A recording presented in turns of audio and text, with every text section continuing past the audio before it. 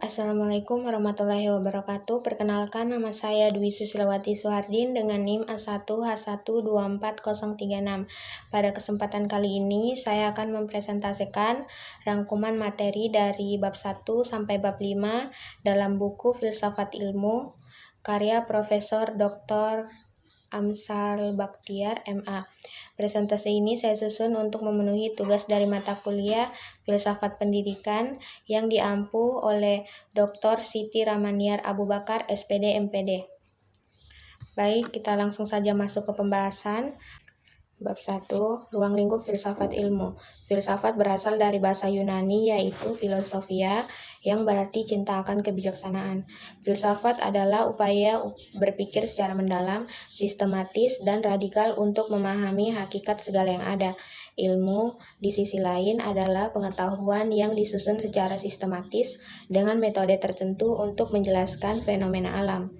Setiap disiplin ilmu memiliki dua macam objek. Yang pertama, objek material, sesuatu yang dijadikan sasaran penyelidikan seperti manusia dalam ilmu kedokteran atau planet dalam ilmu astronomi. Kedua, objek formal, yaitu metode atau sudut pandang untuk memahami objek material tersebut seperti pendekatan induktif dan deduktif.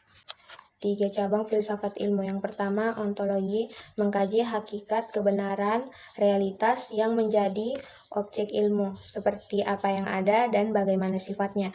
Kedua, epistemologi, yaitu membahas cara memperoleh pengetahuan ilmiah, termaksud metode, validitas, dan batasannya. Ketiga, aksiologi, yaitu mengkaji manfaat, tujuan, dan nilai etis dari ilmu, memastikan ilmu digunakan untuk kebaikan. Kesimpulannya yaitu filsafat ilmu memastikan ilmu berkembang secara logis, bertanggung jawab, dan bermanfaat. Dengan landasan filsafat, ilmu menjadi lebih mendalam, etis, dan relevan bagi kehidupan manusia. 2. Sejarah perkembangan ilmu. Perjalanan ilmu dari masa ke masa. Yang pertama, masa Yunani kuno. Ciri utama yaitu beralih dari kepercayaan mitos ke logika, rasionalitas. Tokohnya Socrates menggunakan tanya jawab untuk mencari kebenaran. Plato yaitu membahas ide abstrak dan dunia nyata. Aristoteles mengembangkan logika dan metode ilmiah, fokus pada kajian tentang alam, manusia, dan etika. Kedua, masa kejayaan Islam. Tokoh pentingnya Al-Farabi, ahli filsafat dan logika. Ibnu Sina, penulis buku kedokteran terkenal. Al-Khawarizmi, perintis matematika. Kemajuannya dari bidang kedokteran, matematika, dan perpustakaan besar seperti Baitul Hikmah. 3. Masa Renaissance di Eropa. Kebangkitan minat pada rasionalitas dan metode ilmiah. Pengaruhnya, ilmu menjadi lebih sistematis dengan metode ilmiah. Keempat, era modern dan komputer. Ciri utama yang pertama, spesialisasi dalam berbagai bidang ilmu, yaitu biologi, fisika, dan kimia. 2. Dukungan teknologi canggih untuk penelitian. Pengaruhnya yang pertama, kolaborasi global dalam menghadapi masalah seperti perubahan iklim. Kedua, kesadaran etika dalam penerapan ilmu pengetahuan. Kesimpulan dari bab 2 yaitu ilmu terus berkembang dari masa ke masa, dipengaruhi oleh budaya, agama, dan teknologi dengan metode ilmiah sebagai landasannya. Bab 3, pengertian dan ukuran kebenaran. Pengetahuan adalah hasil interaksi antara subjek manusia dan objek realitas. 2. Pendekatan utama terkait pengetahuan adalah yang pertama, realisme, yaitu menyatakan bahwa pengetahuan adalah gambaran yang sesuai dengan kenyataan, objektif. Kedua, idealisme, menganggap pengetahuan sebagai hasil konstruksi subjek dari pikiran manusia. Teori-teori kebenaran ada 3.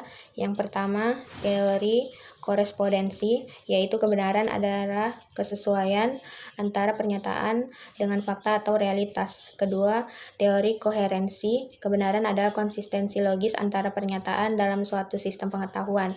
Ketiga, teori pragmatis, kebenaran diukur berdasarkan kegunaan atau keberhasilannya dalam praktik. 4. Dasar-dasar ilmu. Dasar-dasar ilmu adalah fondasi yang membangun cara berpikir ilmiah secara terstruktur dan bertanggung jawab. 3 komponen utama yaitu ontologi, epistemologi, dan aksiologi. Yang pertama, ontologi membahas hakikat kebenaran, apa yang ada, fokus pada realitas material, yaitu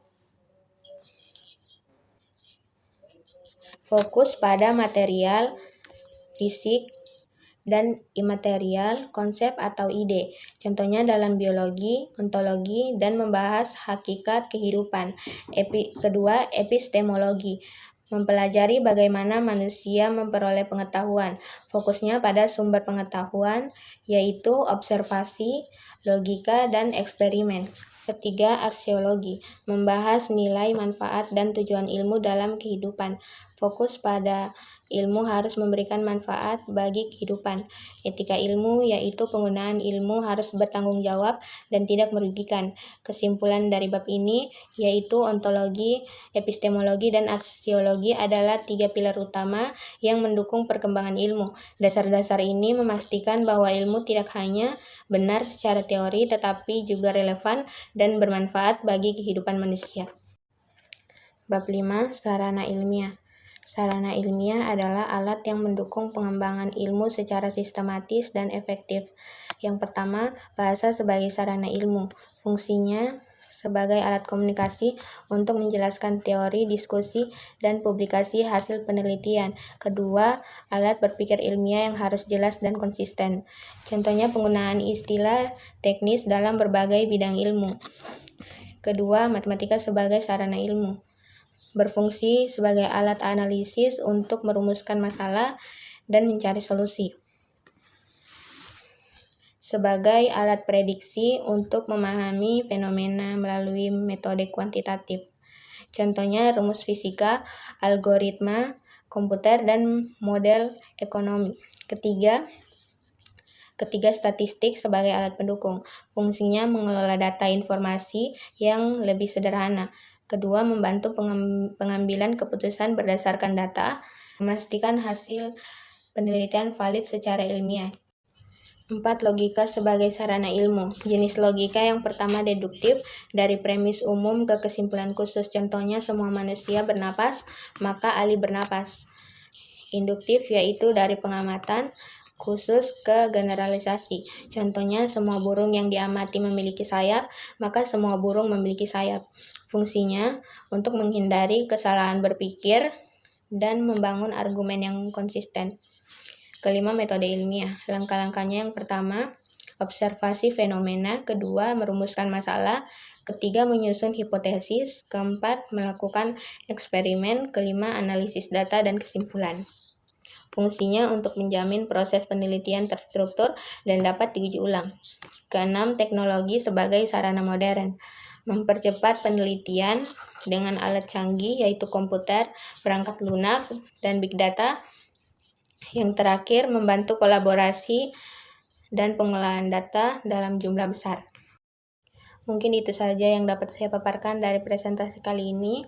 Apabila ada salah kata, mohon dimaafkan. Saya tutup dengan ucapan wabillahi taufiq wal hidayah. Wassalamualaikum warahmatullahi wabarakatuh.